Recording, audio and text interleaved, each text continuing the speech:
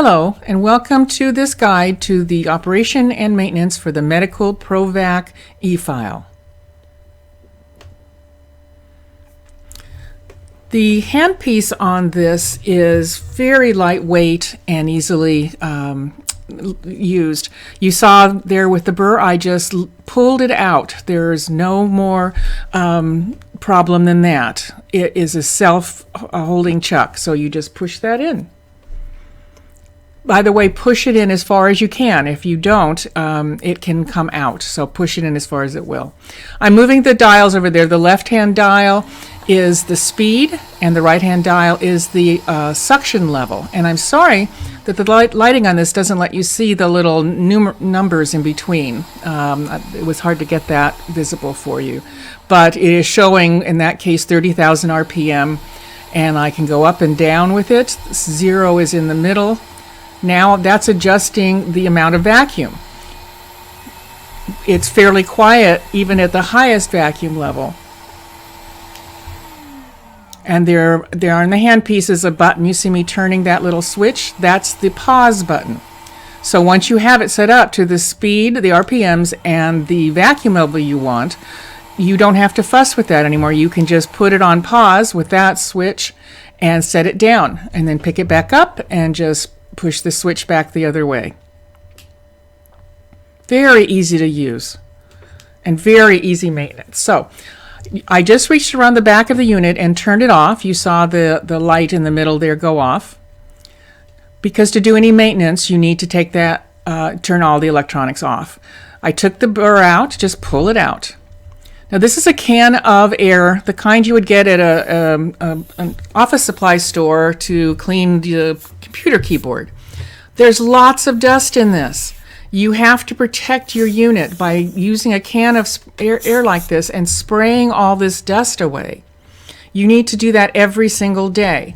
Now this part is only once a week, so I'm going to show you. You pull apart the handpiece down there at the bottom. It's just pulled straight out. And you can see there's a lot of the electronics and the motor itself down there. I'm using that can again to spray all the dust off. It holds an amazing amount of dust because of what we do. That's a little brush to maybe get some of the dust off. Gently, because that's electronic pieces in there. So I'm being very gentle.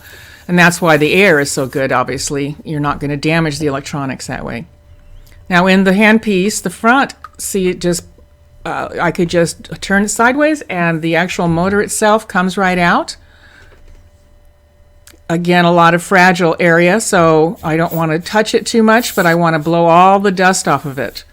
It's a hugely important issue to keeping your machine working well for the longest period of time. So again, we're brushing, we're using the can of air, getting it just as clean of the dust as we possibly can.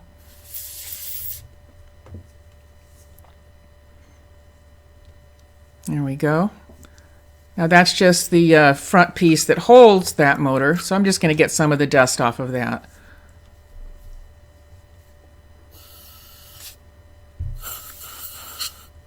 Very important. So now I'm going to put the motor back in it.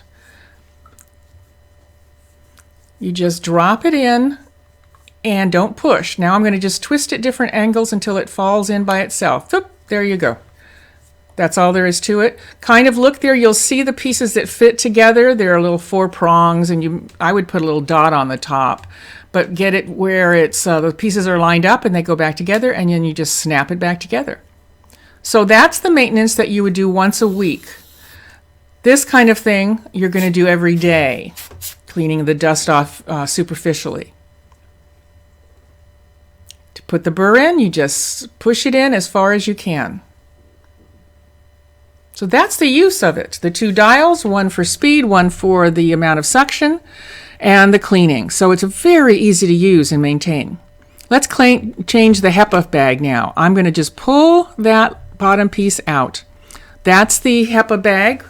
We'll pretend that that's the old one that has dust in it. So you're going to be real careful and not get that dust in the air.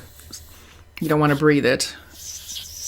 Now I'm using the air can again to clean all the dust off of these pieces.